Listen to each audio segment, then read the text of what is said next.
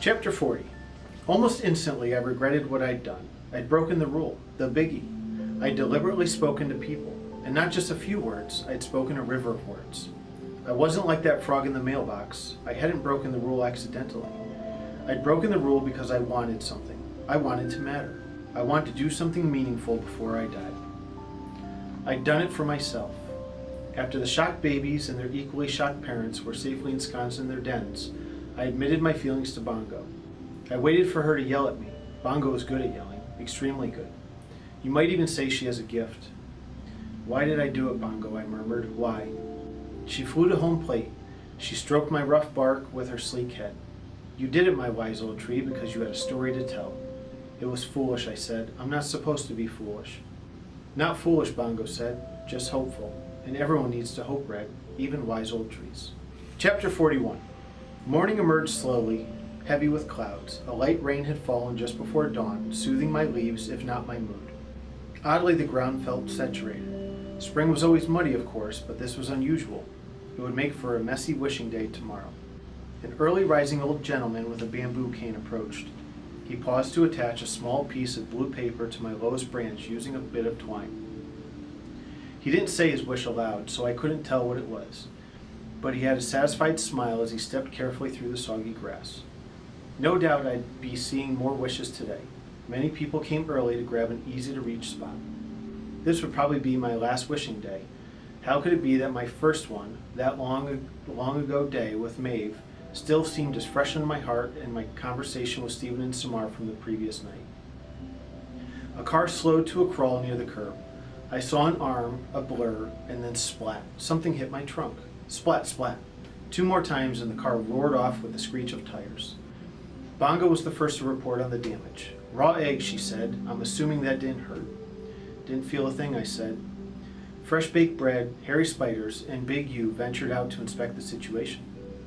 Big U slipped under the police tape and licked one of the yolks running down my trunk. She murmured. Raw, just the way I like 'em. Hey Big, share the wealth, Hairy Spider snapped, and she and Fresh joined in. Agnes watched from her perch. I'd much prefer a squirming mouse pup, she said. It's all yours, ladies. What a nice surprise, Big U said between slurps. This is not nice, Bongo said. This is people at their worst. Still, said Hairy Spiders, licking her paws. It'd be a shame to let perfectly good egg goo go to waste. One creature's nastiness is another creature's nibble. Big U gave a satisfied burp and the animals scampered back to their homes. The door to Stephen's house opened. He walked over to me, saw the eggshells scattered like puzzle pieces, and scowled. Samar was next, a backpack slung over her shoulder and books clutched to her chest. She leapt over a muddy puddle and joined Stephen. Jerks, he muttered, gesturing toward the egg remains. Sorry, Samar. But Samar held up her hand. Stephen, she said in a low voice. Last night. Stephen nodded ever so slightly, his eyes locked on me. Last night, he repeated, as if they were speaking in code. The tree. The tree. You heard what I heard, Samar asked? I did. Samar looked right at Stephen. You heard the tree? I heard the tree. Samar gave a little nod. So it was maybe a trick? Somebody playing a joke on us? Or maybe we were both sleepwalking at the same moment, Stephen suggested. He nodded as if trying to convince himself. Yeah, sleepwalking. Have you ever sleepwalked before? No, but there's a first time for everything. They stood there, looking at me expectantly, willing me to speak. At least that's how it felt. I'd stayed silent. I said my piece and I regretted it. Stephen, Samar said softly, whatever happens, we can't tell a soul about this. Deal? Deal. Ever. Ever. Samar sighed. People would say we were crazy. And they'd probably be right, said Stephen. Samar jutted her chin at me. Tree, do you have anything to add? I didn't say a word. Samar and Stephen shared a smile. Figured it was worth a shot, she said. They headed off to school together. Stephen's father came out onto the porch. He was holding a cup of coffee. He caught sight of Stephen and Samar and frowned. A moment later, Samar's mother stepped out of that blue house. Her keys jangling, a briefcase over her shoulder, she followed her neighbor's gaze. Both parents watched in silence until Stephen and Samar, walking side by side, disappeared from view. Chapter 42. I didn't have much time to mull over my mistake. We had a steady stream of visitors as the hours passed. Early wishmakers came throughout the day. The little girl who wanted 20 hamsters, the grocer down the street hoping for a summer of sweet peaches, the usual. The local reporter returned. She peeked at some of the new wishes hanging from my boughs and took a photo of the broken eggshells on my trunk. Sandy and Max came to remove the police tape surrounding me. Francesca joined them. Today she had Lewis and Clark on thin leather leashes. Each cat was wearing an embarrassingly sparkly harness. Francesca discussed the broken eggs with Sandy and Max, while Lewis and Clark wove around her legs. I've got a tree cutter coming out later to give me an estimate, Francesca said. So you're definitely cutting it down, Sandy asked, in what I'd like to think was a disappointed voice.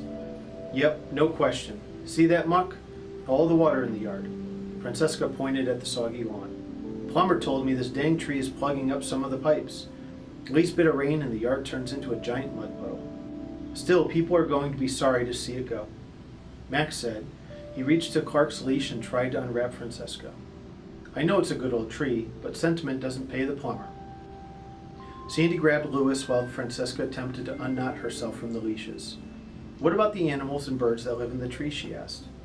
That's where I'm using the old noggin, Francesca said. Every year, the possums and owls and such vacate the premises on wishing day. Strangest thing, it's like they know what's coming. She hopped over the web of leashes. Suppose they don't like being disturbed in any case. I'm hoping the cutters will come late tomorrow afternoon. Most of the wishing will be done by then. What will you do with all the wishes? Sandy asked. Put them in the trash when no one's looking. That's what I do every year. Whole thing's nonsense anyway. Max and Sandy looked at me sympathetically. I know. I don't have a sentimental bone in my body, Francesca paused to address the cats, who were yanking her in opposite directions.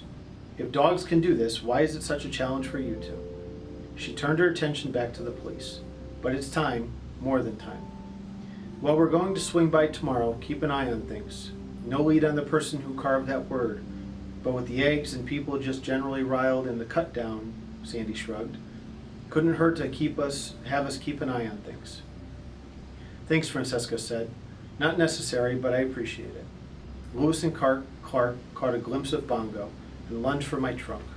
Whoa, you crazy felines, Francesca cried, reining them in. They hissed at Bongo. She spread her wings menacingly and let out her most ferocious caw. Lewis and Clark retreated for the safety of Francesca's arms. Once again, she was a tangled knot of leashes and cats. Sandy smiled. Maybe leave the cats home tomorrow, Francesca.